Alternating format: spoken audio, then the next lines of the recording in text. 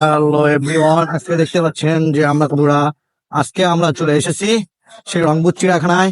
যে চিড়িয়াখানায় আমরা এখানে কত প্রকারের পাখি থেকে শুরু করে এখানে দেখেন কানিবল, মদন কাঠ, বিভিন্ন প্রজাতির পাখি, যে পাখিগুলো এখানে কিন্তু তারা ঘিরে রেখেছে বিভিন্ন খাঁচা আকৃতিতে।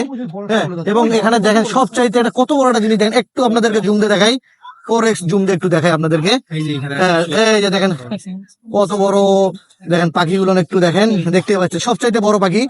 আর এখানে একটা ঘুম পাচ্ছিছে, এ ভাই ওঠ ওঠ ওঠ ওঠ, এ ভাই ঘুম থেকে ওঠ, দেখেন ঘুম পাচ্ছিছে ভাই, ওর ঘুম শেষ হয় না ভাই, ঘুম শেষ হয় না। আসলে ঘুমটা আসলে তো বাইশ রে ভাই, ঘুম তো দিছে আল্লাহ প্রদত্ত। হ্যাঁ, তো ঘুমাইতেছে। দেখেন এই পাখি একটা দেখতে পাচ্ছেন কি বন্ধুরা, দেখেন এই যে নিচেও কিন্তু শালিক পাখি আছে। তো এটা আপনারা দেখতে চাইলে অবশ্যই আসতে হবে রংপুর চিড়িয়াখানায়।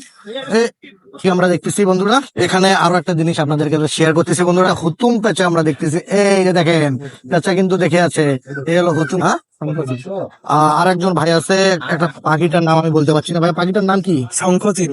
শঙ্খচিল। এই শঙ্খচিল শঙ্খচিল দেখতেই পাচ্ছেন বন্ধুরা, এই হচ্ছে রংপুর চিড়িয়াখানা থেকে সব পাখি আর বিভিন্ন